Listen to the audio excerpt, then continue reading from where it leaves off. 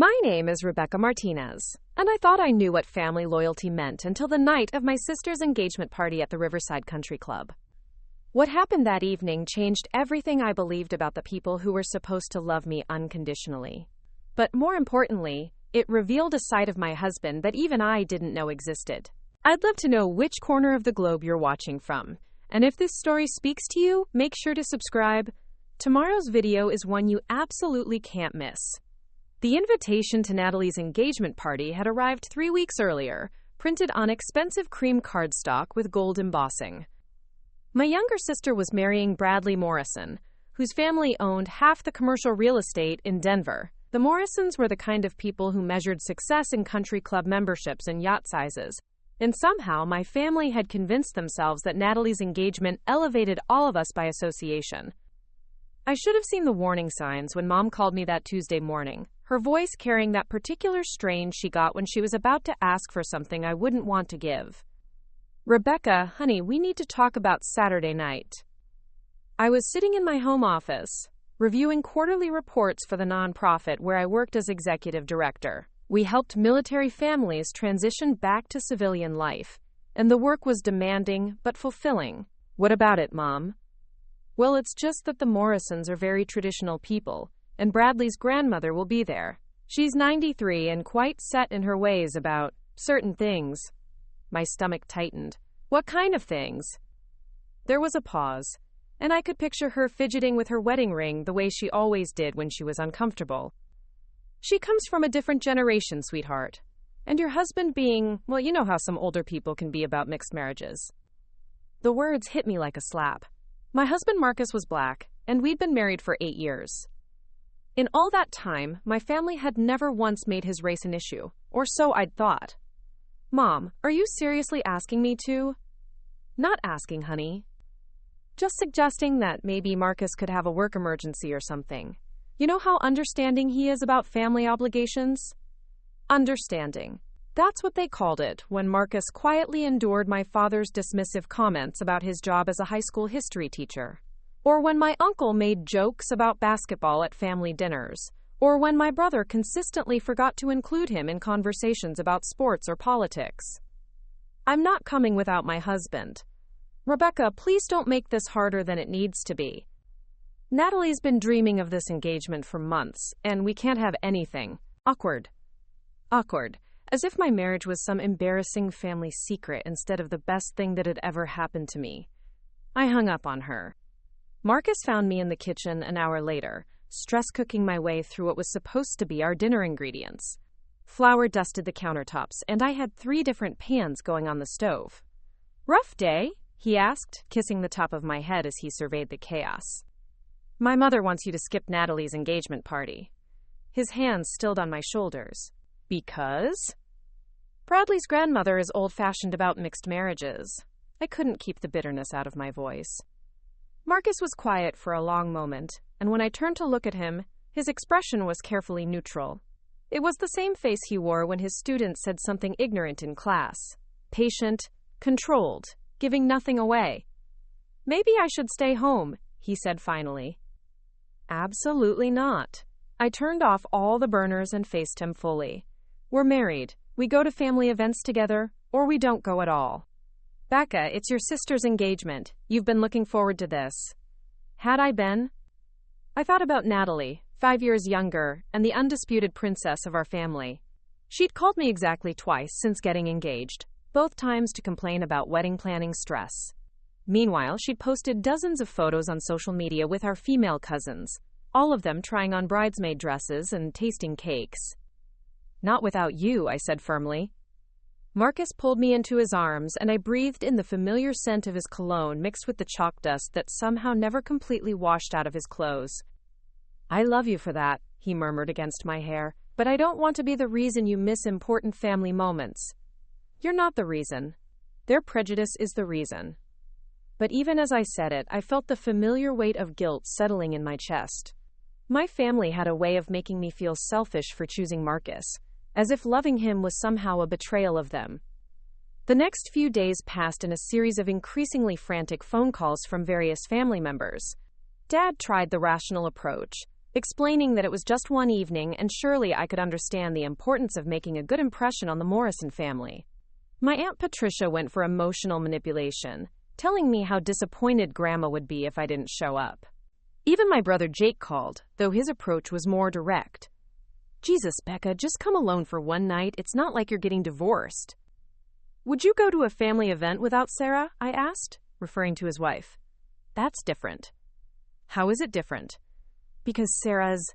He trailed off, and I could practically hear him realizing what he'd been about to say. White? I finished for him. The line went quiet for several seconds. Look, I'm not saying it's right. I'm just saying it's one night, and it would mean a lot to Nat. I hung up on him too. By Friday evening, I'd made my decision. Marcus and I would both attend the party, and if anyone had a problem with it, they could take it up with me directly. I spent extra time getting ready, choosing a black cocktail dress that Marcus had always loved, and making sure my hair and makeup were perfect. If I was going to face down family prejudice, I was going to look flawless doing it. Marcus wore his navy suit, the one that made his shoulders look impossibly broad and always earned compliments from strangers. As we drove to the country club, he reached over and squeezed my hand. You know I've got your back, right? I squeezed back. Always. The Riverside Country Club sat on a hill overlooking the Denver skyline, all white columns and manicured lawns, valet parking, crystal chandeliers, the kind of place where the silverware cost more than most people's monthly rent.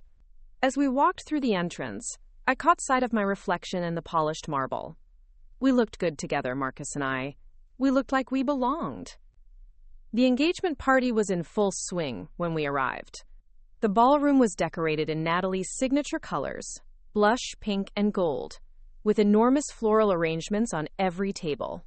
A string quartet played in one corner while waiters circulated with champagne and hors d'oeuvre.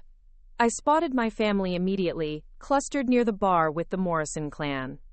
Mom saw us first, and her face went through a series of expressions: surprise, disappointment, and finally resigned acceptance. She whispered something to Dad, who turned to look at us with barely concealed annoyance. Here we go, I murmured to Marcus. Game face, he replied, straightening his tie. We made our way across the room, stopping to congratulate various relatives and family friends. Most people were genuinely happy to see us, asking about Marcus's students and my work at the nonprofit, but I could feel the tension radiating from my immediate family, could see the way they kept glancing nervously toward an elderly woman in an elaborate purple dress who was holding court near the gift table. Bradley's grandmother, I assumed.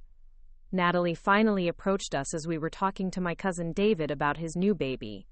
She looked stunning in a pale pink dress that probably cost more than my monthly salary, her engagement ring catching the light from the chandeliers.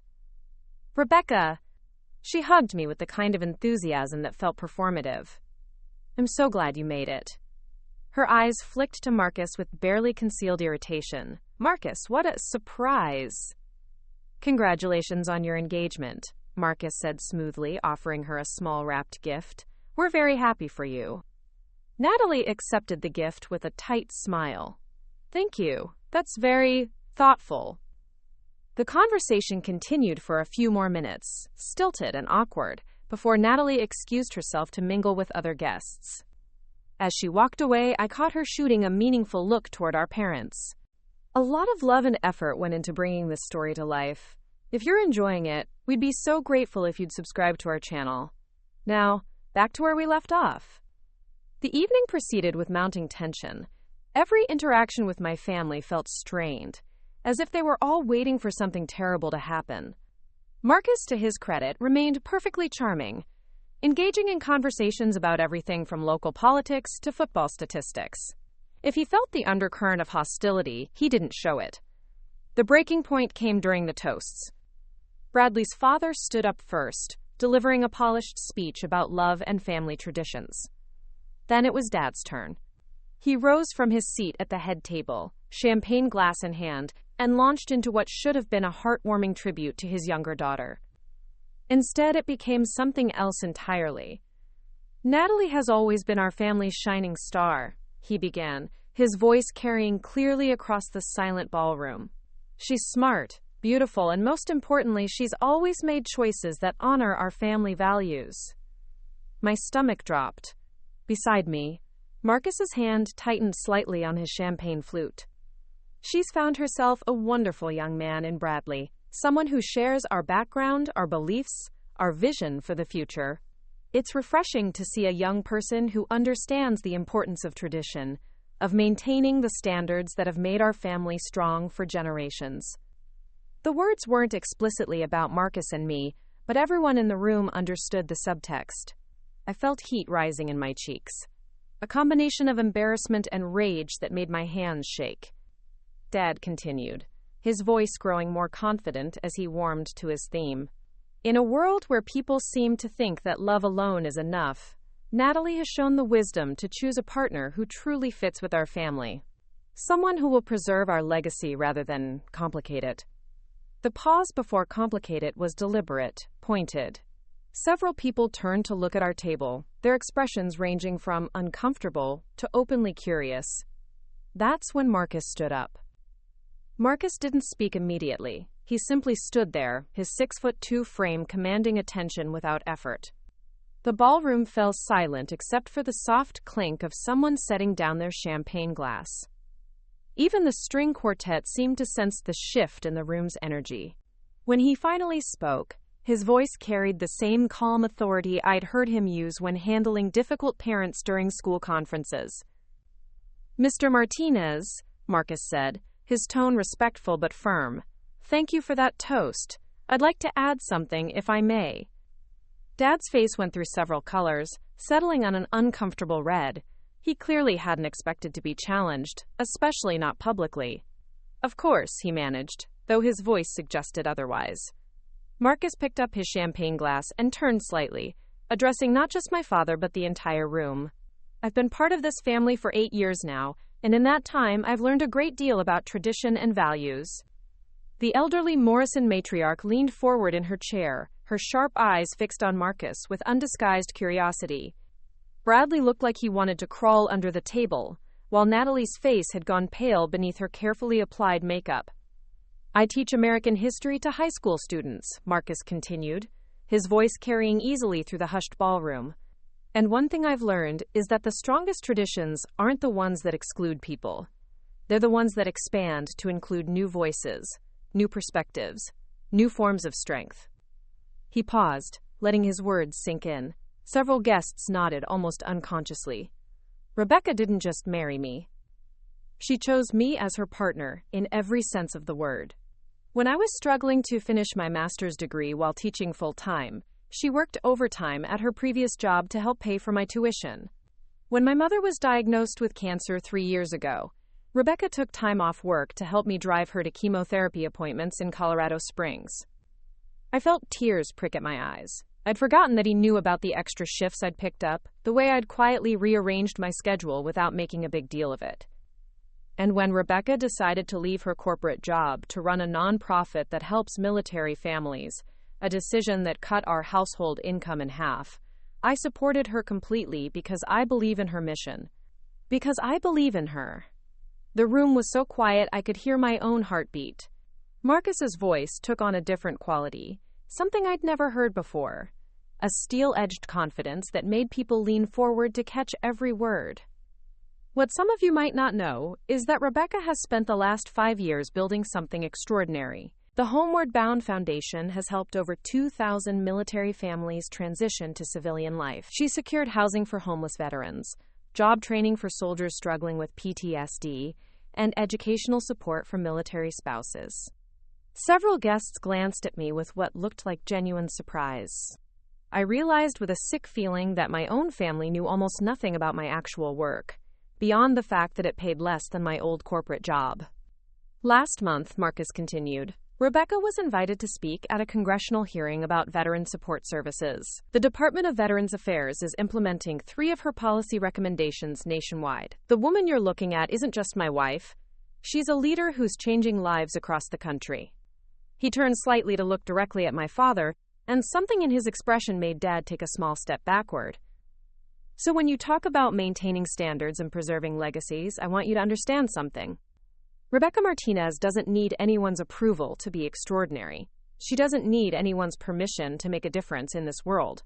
And she certainly doesn't need to apologize for choosing love over prejudice.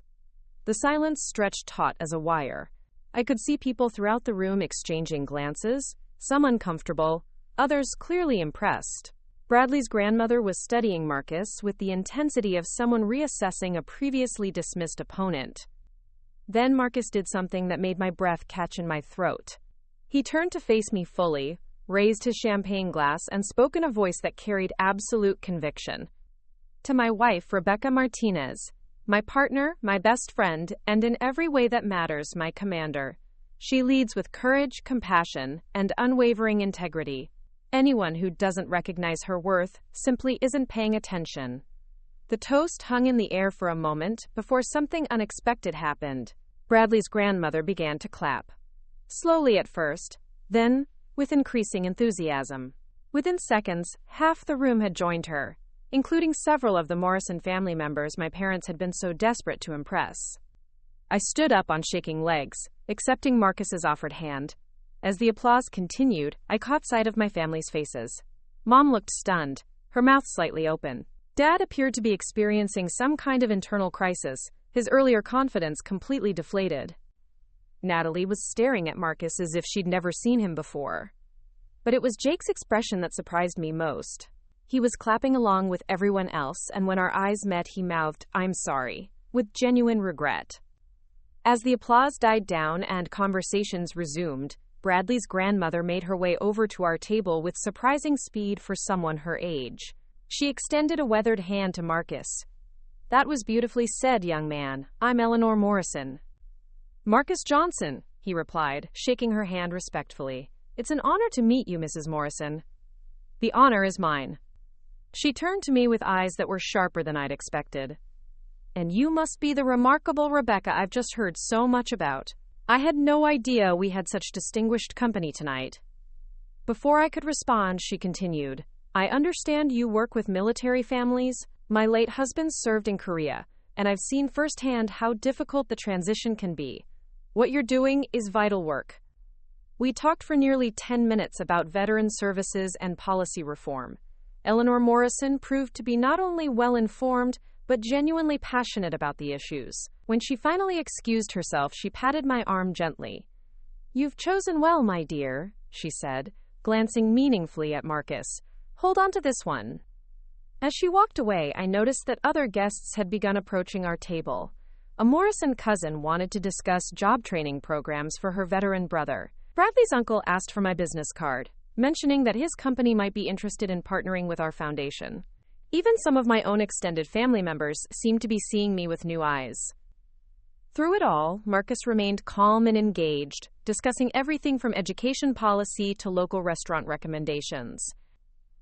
But I could see the subtle signs of tension in the set of his shoulders, the careful way he modulated his voice. Standing up to my father had cost him something, even if he'd made it look effortless. Dad himself had disappeared shortly after Marcus's toast, claiming he needed some air. Mom made stilted small talk with us for a few minutes before excusing herself to check on him. Natalie avoided our table entirely, though I caught her shooting dark looks in our direction throughout the evening. It wasn't until we were driving home that the full weight of what had happened hit me. Marcus had spent 8 years being the accommodating son-in-law, the one who didn't rock the boat, who absorbed casual racism with patient grace. Tonight, he'd shown everyone, including me, that his patience had limits. "I can't believe you did that," I said as we pulled into our driveway. "Did what?" But there was a slight smile playing at the corners of his mouth. "You know what? That wasn't the Marcus they're used to." He turned off the engine and looked at me seriously. "That wasn't the Marcus I used to be either, but watching your father humiliate you in front of all those people, something just snapped. I've never seen you like that before. So commanding. You're my wife, Becca, my partner. If someone disrespects you, they disrespect us both. And I'm done pretending that's acceptable." As we walked into our house, I realized that tonight had changed more than just my family's perception of Marcus. It had changed how I saw him too, and maybe how he saw himself. The phone started ringing at 7:30 the next morning. I let it ring 3 times before Marcus nudged me gently. "Answer it," he murmured, his voice thick with sleep. "Might as well get this over with." It was Mom, and she sounded like she'd been crying. "Rebecca, honey, we need to talk." "Good morning to you too, Mom." "Don't be sarcastic with me." "Not after last night. Do you have any idea what you've done?" I sat up in bed, suddenly wide awake. "What have I done?" "Mom, Dad basically called my marriage a mistake in front of 100 people." "He never said that. You're being dramatic." "Then what would you call it?" Because everyone in that room understood exactly what he meant. There was a long pause. When Mom spoke again, her voice was smaller, less certain. "Mrs. Morrison called this morning." My stomach clenched. "And?" "She wants to have lunch with you, this Wednesday. She specifically requested that Marcus join you." I blinked, processing this unexpected development. "She wants to have lunch with us?" "Apparently she was very impressed with both of you last night. She told Bradley's mother that you were the most interesting person she'd met in years." Mom's voice carried a note of bewildered resentment, as if she couldn't understand how this had happened. "That's good, isn't it? I thought the whole point was making a good impression on the Morrison family." "That's not the point anymore, Rebecca. The point is that your husband humiliated your father in front of everyone we know. Dad's gotten 3 calls this morning from people asking about your work, wanting to know why he never mentioned what you do. Uncle Richard wants to recommend you for some board position at his company. Even Mrs. Patterson from church called to ask if you could speak to their women's group about supporting military families." I felt a surge of vindictive satisfaction. So Marcus's toast worked exactly as intended. "This isn't a joke," Mom's voice cracked. "Your father locked himself in his study last night and won't come out. Natalie is furious with you for stealing attention from her engagement party. And everyone is talking about how Marcus put our whole family in our place. Maybe our family needed to be put in its place." The silence on the other end of the line stretched so long I thought she'd hung up. When she finally spoke, her voice was barely above a whisper. "Is that really what you think of us?" The question hit me harder than I'd expected. I looked over at Marcus, who was pretending to sleep but was clearly listening to every word. "I think," I said carefully, "that you've all spent 8 years treating my husband like he was temporarily inconvenienced, like he was something I'd eventually get over. And I'm tired of watching him smile and pretend it doesn't hurt him. We never..." "Mom, you asked me to invite him to my own sister's engagement party because his presence would be, quote, for some old woman you'd never met. How is that not treating him like he's disposable?" Another long pause. "We were trying to avoid conflict." "No, you were trying to avoid confronting your own prejudices. There's a difference." After I hung up, Marcus and I lay in bed for a while, not talking. The morning light filtered through our bedroom curtains, casting everything in a soft golden glow that made the previous night feel almost dreamlike. "Regrets?" I asked finally. "About standing up for you?" "Never." He rolled over to face me. "About the way I did it?" "Maybe a little. Your dad looked like I'd hit him with a truck." "Good. Maybe now he'll think twice before dismissing someone he supposedly loves." Marcus traced lazy patterns on my shoulder with his fingertip. "Your mom seemed upset." "She's upset because people are asking questions she can't answer. She doesn't actually know what I do for work, Marcus. Her own daughter has been testifying before Congress, and she had no idea because she's never bothered to ask about anything beyond my salary." The phone rang again. This time, it was Jake. "Becca, look, I need to apologize for yesterday, and for a lot of things." I was so surprised by the genuine remorse in his voice that I couldn't respond immediately. "I've been thinking about what Marcus said last night," he continued. "About how you helped pay for his master's degree and took care of his mom during chemo. Sarah and we never knew any of that. We never asked." "No," I agreed. "You never did?" "I want to make it right. Sarah wants to have you both over for dinner next weekend, if you're willing. And I want to hear about your work, really hear about it." Marcus made it sound incredible. After we hung up, I found myself staring at the phone in confusion. "Jake wants to have us over for dinner. He wants to learn about the foundation." "People can surprise you," Marcus said quietly. "Sometimes it just takes the right push." The doorbell rang an hour later. I opened it to find Natalie standing on our front porch, still in the designer dress from the night before, her makeup smudged and her usual composure completely shattered. "Can I come in?" We sat in our living room, the same space where Marcus and I had talked through my mother's request just days earlier. Natalie perched on the edge of our couch like she was afraid to get too comfortable. "I owe you both an apology," she said without preamble. "Especially you, Marcus. Last night, what Daddy said was wrong, and I should have said something." Marcus leaned forward slightly. "Natalie, you don't need to." "Yes, I do." Her voice was firmer now. "I've been so focused on impressing Bradley's family that I forgot about my own family. My real family. And that includes you, Marcus. It has been for 8 years. She turned to me, her eyes bright with unshed tears. "I didn't know about the congressional hearing. I didn't know about any of it. When Mrs. Morrison started talking about your work last night, I realized I know more about Bradley's hobbies than I do about my own sister's career." "Nat?" "I'm not finished." She took a shaky breath.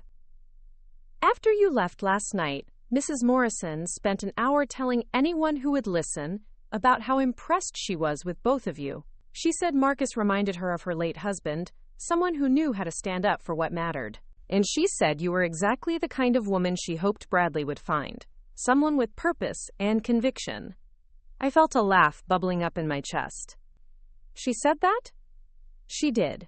And then she told Bradley's mother that she thought our family was lucky to have you both, and that she hoped we knew how to appreciate you." Natalie's voice cracked. "But we don't, do we? We don't know how to appreciate you at all."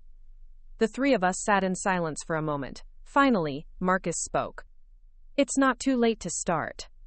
Natalie nodded, wiping her eyes with the back of her hand. "I want to postpone the wedding." "What?" The word came out sharper than I'd intended.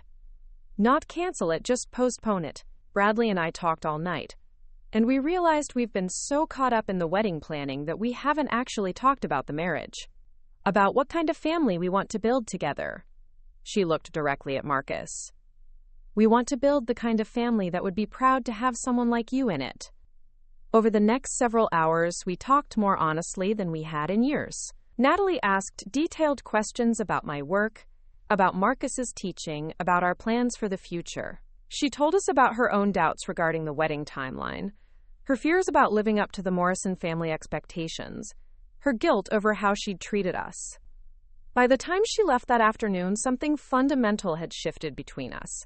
For the first time in years, I felt like I had my sister back.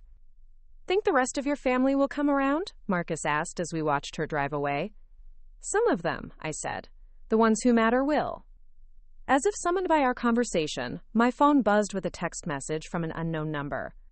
It was from Eleanor Morrison, somehow having gotten my contact information from someone in the family. "My dear Rebecca, I hope you don't mind the intrusion, but I wanted to reach out personally. After our conversation last night, I've been thinking about ways my family foundation might support your work. Would you and that remarkable husband of yours be available for lunch Wednesday? I have some ideas I'd like to discuss. Eleanor Morrison." I showed the message to Marcus, who read it with raised eyebrows. "Looks like your quiet husband strategy is paying dividends," I said. "Our strategy," he corrected, pulling me close. "We're a team, remember? Your commander and her most devoted soldier. I thought I was your commander. Quote, we can take turns." Wednesday arrived with unseasonably warm weather for October in Denver. Marcus had taken a personal day from school, something he rarely did, and spent the morning pacing our kitchen while I tried on 3 different outfits. "You're making me nervous," I called from our bedroom as I switched from the navy blazer to the charcoal gray one. "Eleanor Morrison doesn't just invite people to lunch," he called back. "Bradley mentioned that she's on the boards of 6 different charities and personally vets every organization her foundation supports. This could be huge for Homeward Bound." I emerged from the bedroom in the gray suit with a cream blouse, and Marcus whistled appreciatively. "Perfect. Professional but approachable. Says the man who's been stress cleaning our already spotless kitchen for the past hour." He grinned sheepishly. I may have reorganized the spice rack twice. The restaurant Eleanor had chosen was downtown Denver's most exclusive establishment, the kind of place where reservations required 6 weeks' notice unless your last name appeared on buildings around the city. The maitre d' escorted us to a private dining room where Eleanor sat reading what appeared to be a financial report, her reading glasses perched on the end of her nose. Rebecca, Marcus, she rose with surprising grace for someone in her 90s. Thank you for making time for this old woman's whims. The pleasure is entirely ours, Mrs. Morrison, Marcus replied, helping her back into her chair before seating me. Eleanor, please. We're going to be working together after all. My heart skipped. Working together? She smiled, an expression that transformed her austere features into something almost mischievous. I've spent the last 3 days researching your foundation, my dear. Very thoroughly. I spoke with Congressman Davidson's office, reviewed your testimony from last month's hearing, and had my financial team analyze your organizational structure and outcomes data. She paused to sip her water before continuing. In 67 years of philanthropic work, I've rarely encountered an organization that achieves such measurable impact with such limited resources. Your overhead costs are 12% lower than comparable nonprofits, your success rates are 38% higher, and your client satisfaction scores are unprecedented. I felt my cheeks warm. We have an exceptional team. No, you have exceptional leadership. There's a difference. Eleanor leaned forward slightly. Which brings me to why we're here. The Morrison Family Foundation is prepared to offer Homeward Bound a 3-year partnership grant of $2.7 million. I nearly choked on my soup. Marcus reached over and squeezed my hand under the table. $2.7 million? I managed. Per year, Eleanor clarified with evident satisfaction at our stunned expressions, with the potential for renewal based on continued performance metrics. But there are conditions. Of course there were. In my experience, there were always conditions attached to major funding opportunities. First, you'll need to expand your operations to serve military families in 5 additional states within 18 months. Second, you'll establish a research partnership with the University of Colorado to develop new intervention models that can be replicated nationally. Third, you'll hire a development director and double your fundraising capacity to ensure sustainability beyond our grant period. I was frantically taking mental notes, trying to process the enormity of what she was proposing. This wasn't just funding. It was a complete transformation of everything we'd built. And fourth, Eleanor continued, you'll accept a position on our foundation's advisory board. We need your expertise to guide our military support initiatives going forward. Mrs. Morrison, Eleanor, this is incredibly generous, but I need to ask why. Why us? Why now? Her expression grew thoughtful. Because Saturday night, I watched a young woman sit quietly, while her own family attempted to diminish her accomplishments and dismiss her marriage as inconvenient. And then I watched her husband stand up and illuminate exactly who she really is, not in defense of himself, but in celebration of her. She turned to Marcus. You didn't just defend your wife's honor, young man. You revealed her character to people who should have already known it. That tells me 2 things. First, that Rebecca has the humility to let her work speak for itself, rather than boasting about her achievements. And second, that she's chosen a partner who truly sees and values her contributions. Eleanor's eyes sparkled with something like amusement. Also, I may be 93, but I'm not stupid. I could see exactly what your father was really saying, Rebecca, and it made me furious. The best revenge against small-minded prejudice is spectacular success. I intend to help you achieve it. The rest of lunch passed in a blur of logistics and planning. Eleanor had clearly done her homework. She knew details about our current programs that I was surprised she'd been able to find, and her suggestions for expansion were both ambitious and realistic. By the time dessert arrived, we'd outlined a partnership that would triple our impact within 2 years. There's one more thing, Eleanor said as we prepared to leave. Bradley and Natalie's wedding. My stomach tightened. After Natalie's visit, I'd assumed the family drama was settled, but perhaps I'd been premature. I understand there's been some postponement discussion. I wanted you to know that I fully support their decision to take more time. A marriage built on genuine partnership, like yours, requires careful consideration. She stood, signaling the end of our meeting. I'll have my legal team send over the preliminary partnership documents by Friday. Take your time reviewing them, but don't take too long. There are thousands of military families who need what you're offering. As we walked to our car, I felt like I was floating. Did that really just happen? $2.7 million a year, Marcus said, shaking his head in wonder. Becca, do you realize what this means? You could help 10 times as many families. You could develop programs that other organizations could adopt nationwide. We could, I corrected automatically, then stopped walking. Marcus, this is going to change everything. The long hours, the travel, the pressure. It's going to be intense. He turned to face me fully, his expression serious.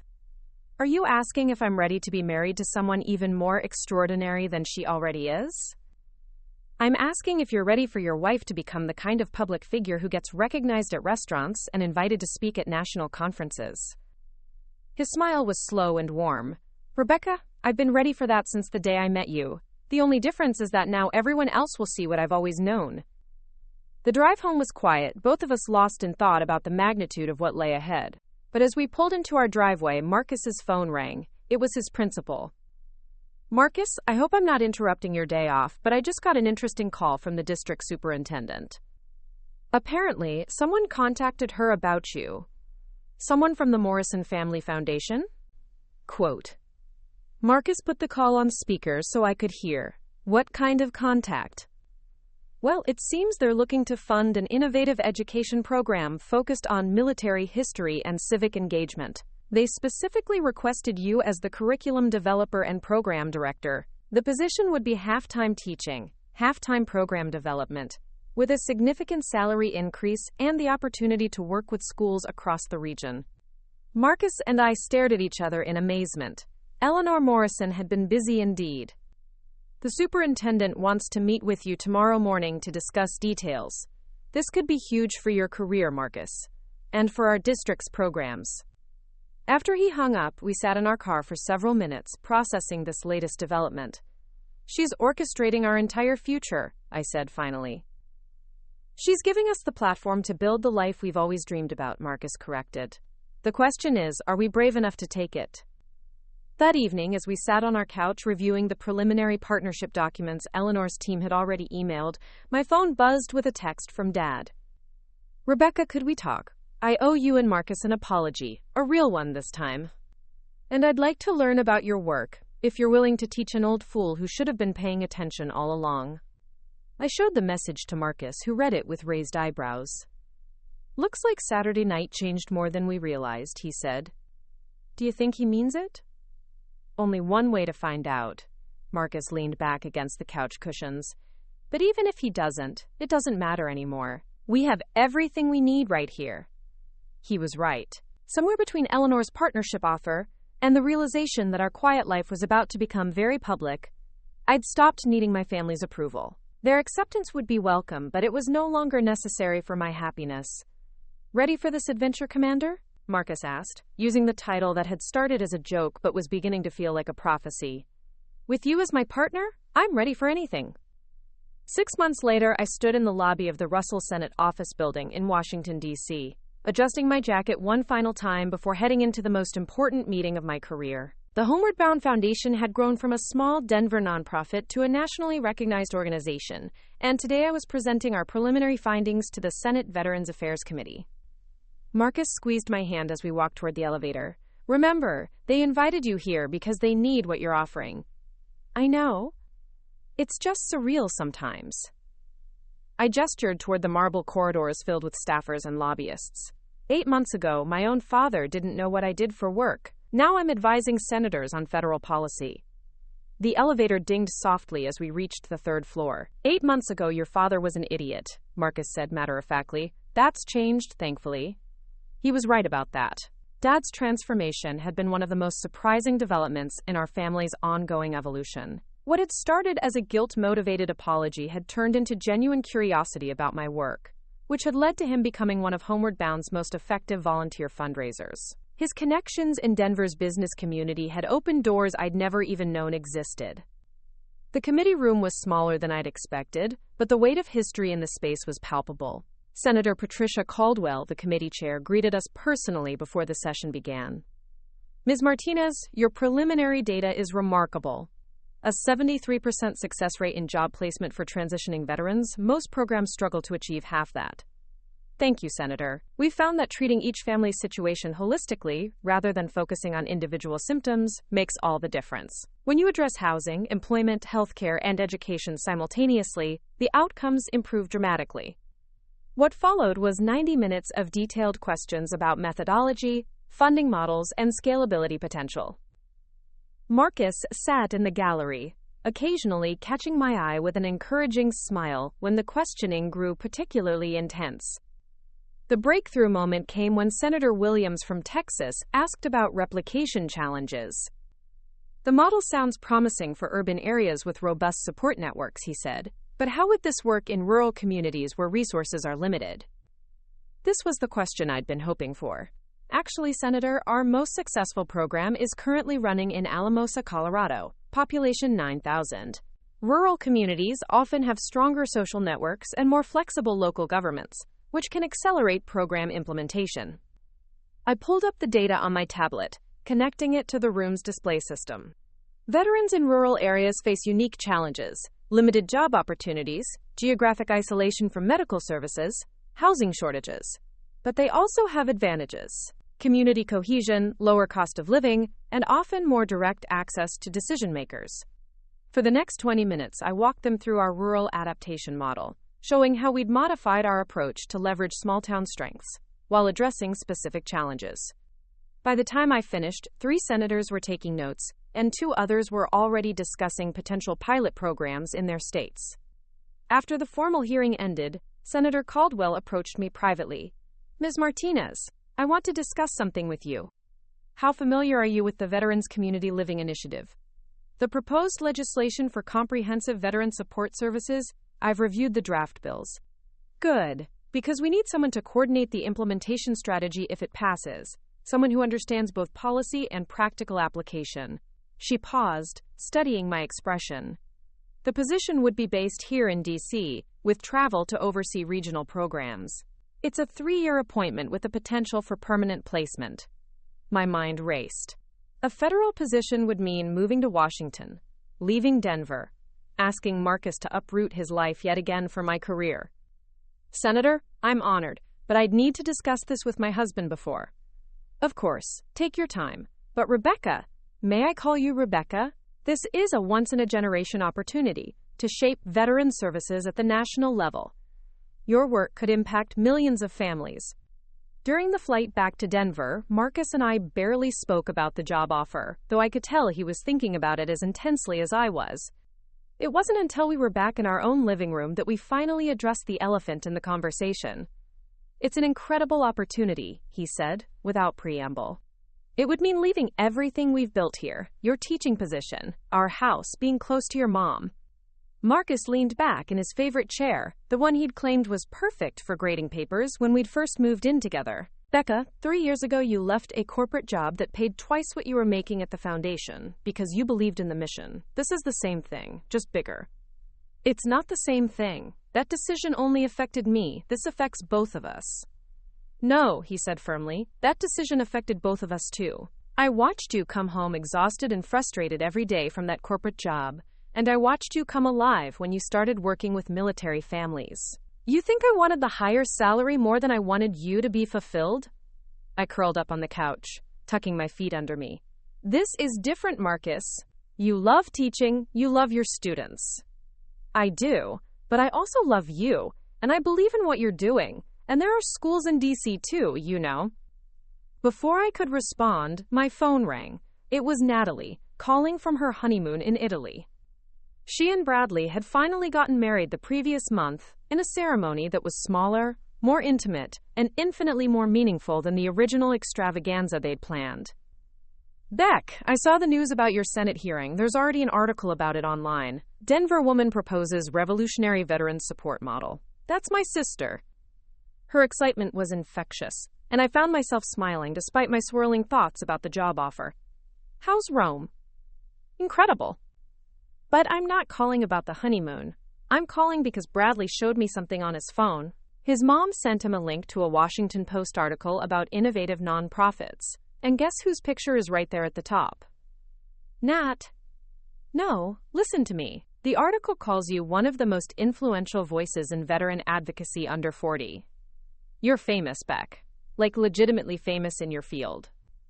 After she hung up, Marcus looked at me with an expression I couldn't quite read. "What?" I asked. "I'm proud of you." "I know I tell you that all the time, But sitting in that committee room today, watching senators hang on your every word. I've always known you were extraordinary, but seeing other people recognize it feels like vindication. Vindication for what? For every time I've had to watch you doubt yourself because your family didn't understand your worth. For every family gathering where they acted like your career was a hobby. For that night at Natalie's engagement party when your father basically suggested you'd made poor life choices. Quote, he stood up and crossed to the couch, sitting beside me and taking my hands in his. Rebecca, you've spent years building something that matters, something that changes lives. And now you have the chance to take it national, to help shape policy that could transform how this country treats its veterans. And you're okay with moving to Washington? I'm more than okay with it. I'm excited about it. Do you know how many history teachers would kill for the chance to live in D.C.? To take their students on field trips to the Smithsonian and the Capitol? To network with educators from around the country? I studied his face, looking for any sign of doubt or reservation. You're not just saying that to make me feel better about wanting this? I'm saying it because it's true. And because 8 months ago, I promised to stand up for you when it mattered. This matters, Becca. Not just to you, but to every military family who's going to benefit from the programs you develop. That night, I called Senator Caldwell and accepted the position. The next morning, Marcus submitted his resignation letter to the Denver School District and began researching educational opportunities in the D.C. area.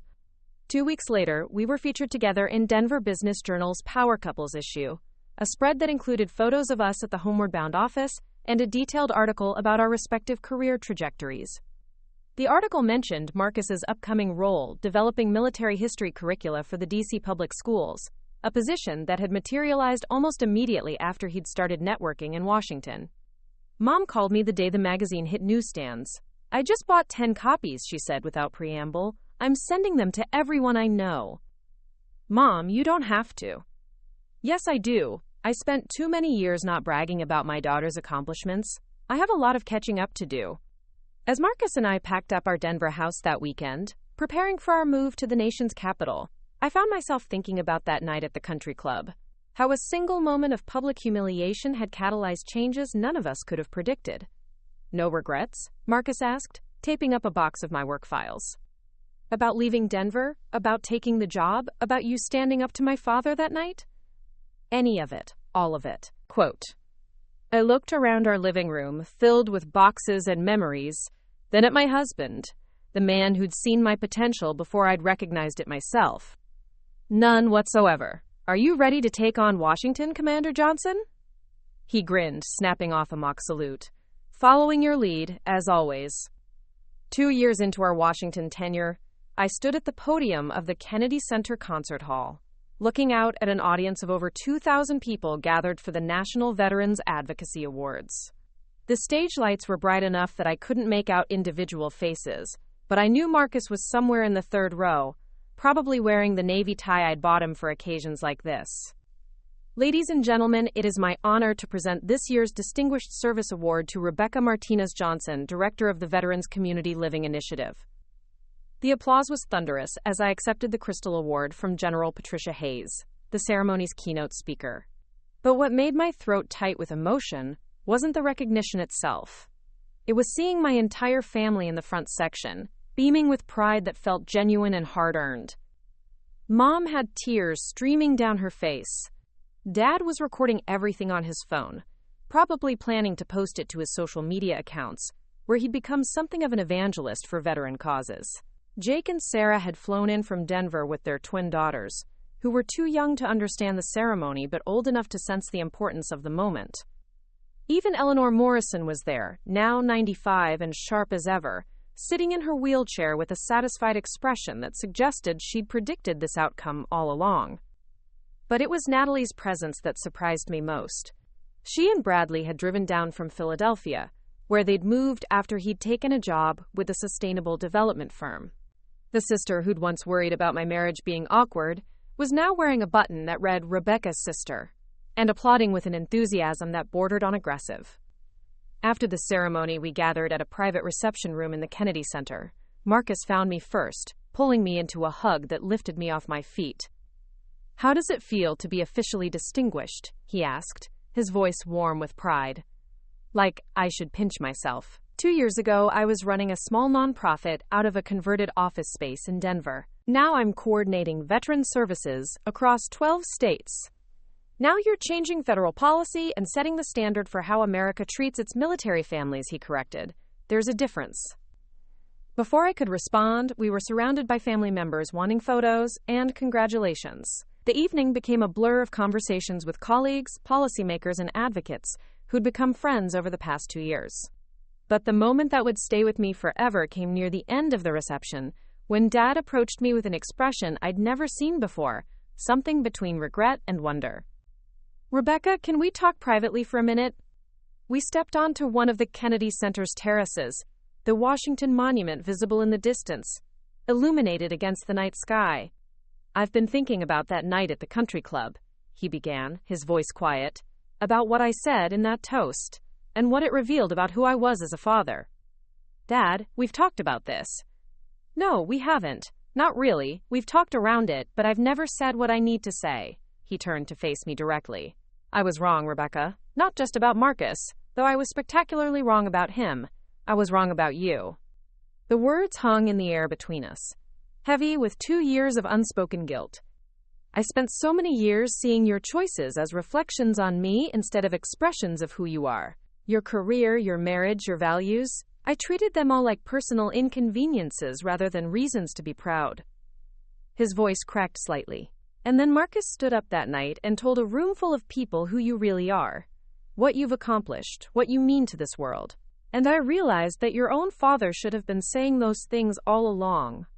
I felt tears pricking at my eyes. Dad, I know I can't undo the years of dismissing your work or making you feel like you had to choose between your family's approval and your own happiness.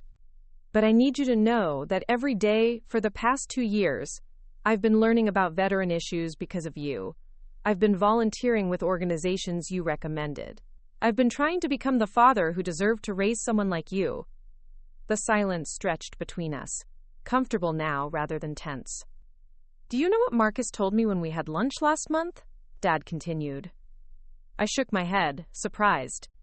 Marcus had mentioned having lunch with my father, but hadn't shared details. He said that watching you build something meaningful from nothing taught him what real strength looks like. He said that being married to you made him want to be better, not just as a husband, but as a person. Dad smiled, the first genuine smile I'd seen from him in years. And then he thanked me. Thank you for what? For raising the woman who became his partner. For giving him the privilege of loving someone who changes the world just by being in it. Inside the reception, Marcus was deep in conversation with Eleanor Morrison, probably discussing his latest project developing military history curricula for underserved schools. The program had been so successful that 3 other states were adopting similar models. You know what the strangest part is? Dad said, following my gaze. I always thought Marcus was the lucky one, getting to marry into our family. But he knew the truth from the beginning. We're the lucky ones. We got you. Later that night, back in our Georgetown apartment, Marcus and I sat on our small balcony overlooking the Potomac River. The awards sat on our coffee table, catching the light from the city below. Penny for your thoughts, Marcus said, settling into the chair beside me. I was thinking about time. How strange it is that one night, one moment of you standing up and saying exactly what needed to be said, could change the trajectory of so many lives. You think that night changed everything? I considered the question seriously. Not everything, but it changed how people saw me, how they saw us. It changed how I saw myself. Marcus reached over and took my hand, his thumb tracing patterns on my palm. I think you're giving that speech too much credit. The woman who won that award tonight was always there, Becca. The congressional testimony, the federal position, the policy changes. That was all you. I just pointed it out. You did more than point it out. You made everyone in that room understand that they'd been underestimating me, including my own family. Especially your family, he agreed with a slight smile.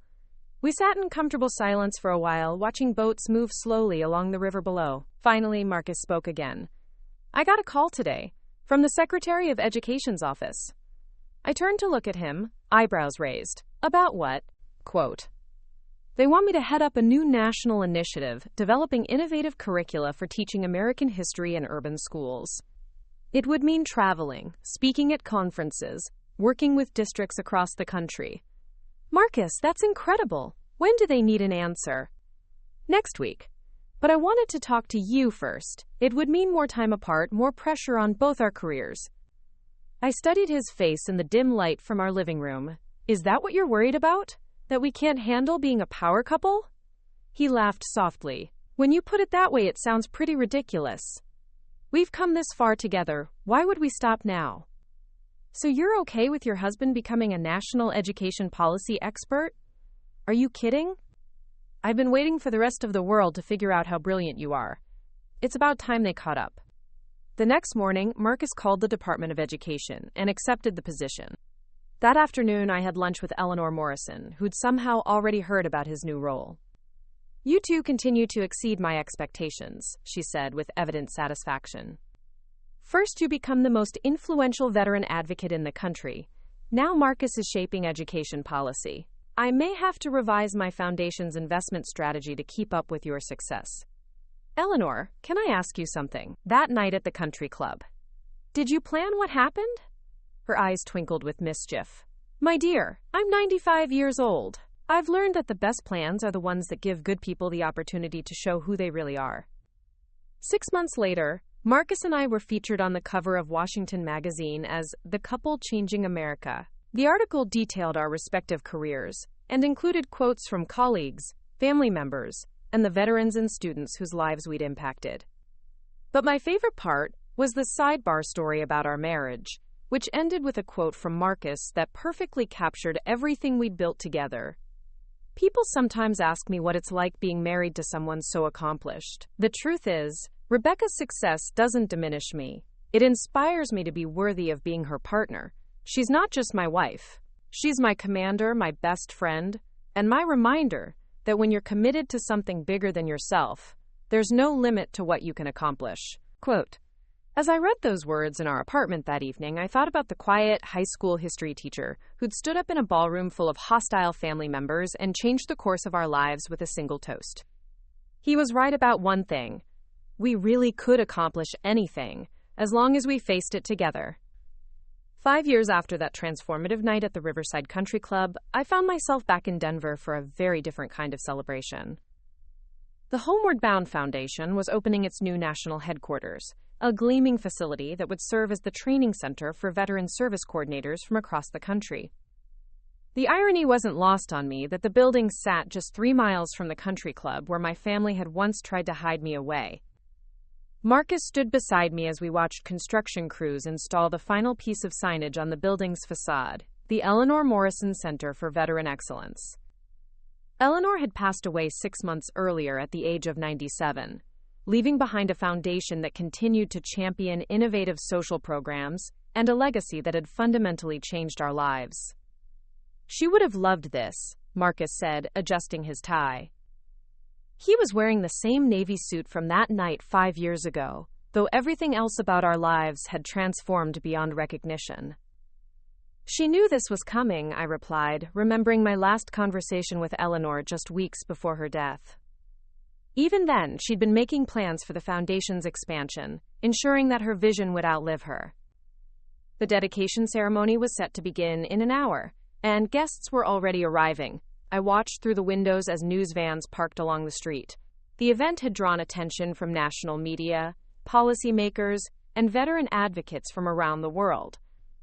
But what mattered most to me was seeing my family arrive together, genuinely together this time, not performing unity for appearances. Dad pulled up in his car with Mom, both of them looking proud and comfortable in a way that had taken years to develop. Behind them came Jake and Sarah with their daughters, now old enough to understand that their Aunt Rebecca did important work helping soldiers. Natalie and Bradley emerged from a hybrid sedan, their 2-year-old son Christopher babbling excitedly at all the activity. Natalie had become one of my fiercest advocates, often introducing herself at social events as Rebecca Martinez Johnson's sister, before mentioning her own career as a sustainable architecture consultant. Ready for this? Marcus asked, checking his watch. More than ready, though I have to admit, I'm nervous about the speech. You've testified before Congress dozens of times. You've addressed the United Nations. You've briefed the president on veteran policy reforms. What's different about today? I considered the question as we walked toward the building's main entrance. Those were all professional presentations. Today feels personal. This is where it all started. And now we're showing everyone what grew from those small beginnings. Inside the center's main auditorium, 300 guests had gathered. The front rows were reserved for veterans and their families, the people whose lives had been directly impacted by the programs we'd developed. Behind them sat policymakers, foundation executives, and advocates who'd become partners in the work. Senator Caldwell, who'd championed the federal legislation that made our expansion possible, served as the ceremony's host. As she introduced me, I caught sight of Marcus in the audience, his face radiating the same quiet pride I'd seen that night when he'd first stood up for me. When Rebecca Martinez Johnson first appeared before our committee 5 years ago, Senator Caldwell said, she was running a small nonprofit with big dreams. Today, the Veterans Community Living Initiative serves military families in all 50 states, and the model she developed has been adopted by organizations in 7 other countries. The applause was warm and sustained, but I wasn't thinking about the statistics or the accolades. I was remembering the conversation Marcus and I had in our kitchen after my mother's phone call, when we decided to attend Natalie's engagement party together, despite the pressure to do otherwise. That decision had led to this moment, though neither of us could have predicted the path between then and now. The programs operating out of this center, I began my speech, exist because someone believed that military families deserved better than the fragmented support systems that were failing them. But they also exist because of something more personal, the power of partnership and what happens when people choose to see each other's true worth. I found Marcus in the audience and smiled. 5 years ago, I was married to a high school history teacher who everyone underestimated. They saw him as quiet, accommodating, maybe even unremarkable. What they didn't see was his strength, his integrity, and his unwavering belief in justice. The audience was listening intently now, sensing that this wasn't going to be a typical policy speech. That man is now Dr. Marcus Johnson, Senior Director of Educational Innovation for the Department of Education. His curricula are being used in over 2,000 schools nationwide. He's advised 3 cabinet secretaries and authored legislation that's revolutionized how we teach American history. I paused, letting the impact of those achievements settle. But more importantly, he's the person who taught me that real strength isn't about demanding recognition. It's about recognizing the worth in others, even when they can't see it themselves. In the audience, I could see Dad wiping his eyes. The man who'd once dismissed Marcus now served on the board of 2 veteran support organizations and regularly told anyone who would listen about his son-in-law's accomplishments. The families we serve through this center will benefit from evidence-based programs, innovative interventions, and comprehensive support systems. But they'll also benefit from something Eleanor Morrison taught me: the understanding that everyone deserves to have someone in their corner who sees their potential and refuses to let them settle for less. After the ceremony, we held a reception in the center's community room. Veterans shared stories about how the programs had changed their lives. Policymakers discussed future initiatives. Foundation executives talked about expanding the model internationally. But the conversation that mattered most to me happened in a quiet corner with my parents. "I need to tell you something," Mom said, her voice soft but clear. "For years, I thought Marcus was too good for our family. Not because of anything about him, but because he made me realize how small we'd been thinking about ourselves and about you." Dad nodded in agreement. "When he stood up that night and told everyone who you really were, it forced me to confront who I'd been as a father. And I didn't like what I saw." "You've both changed so much," I said, meaning it. "We had to," Dad replied. "Our daughter was changing the world, and we were still worried about what the neighbors might think. Marcus helped us understand that we could either rise to your level or risk losing you entirely." Later that evening, Marcus and I walked through downtown Denver, revisiting some of the places that had been important during our early years together. We stopped at the coffee shop where we'd had our first date, the bookstore where he'd bought me a collection of poetry for my birthday, the park where he'd proposed. "Do you ever wonder what would have happened if we'd skipped Natalie's engagement party?" I asked as we sat on a bench overlooking the city skyline. "Never," he said without hesitation. That night wasn't about the party or your family's prejudices. It was about us deciding who we were going to be as a couple, whether we were going to let other people's limitations define our relationship. And we chose not to. We chose each other. Everything else followed from that choice. As we walked back to our hotel, I thought about the circular nature of our journey. We'd started in Denver as a couple that others underestimated, moved to Washington to build careers that exceeded everyone's expectations, and now returned to Denver as partners whose success had transformed not just our own lives, but the lives of thousands of others. The quiet history teacher and the overlooked nonprofit director had become a force that was reshaping how America treats its veterans and students. But more than that, we'd become proof that when two people truly see and support each other, there's no limit to what they can accomplish. "So what's next, Commander?" Marcus asked as we reached our hotel. I laughed at the title that had started as a toast and become our private shorthand for the partnership we'd built. "Next, we keep changing the world, together." "Best job I've ever had," he said, pulling me close as the Denver lights sparkled around us. 5 years later, as I write this story, Marcus and I continue to work at the intersection of education and veteran services. Our programs have helped over 50,000 military families transition successfully to civilian life. Our marriage has become stronger with each challenge we face together. And sometimes, when we're at formal events and someone introduces us as policy experts or national leaders, we catch each other's eye and remember that night at the country club when everything changed. Because that's when we learned the most important lesson of all. When someone truly sees your worth and has the courage to stand up and say so, it doesn't just change how others see you. It changes how you see yourself. And that changes everything. Looking for more? We've got 2 amazing stories ready for you right on screen. If this one touched you, these are absolutely worth your time. Click to watch them now. And hey, subscribe and hit that bell to never miss our latest uploads.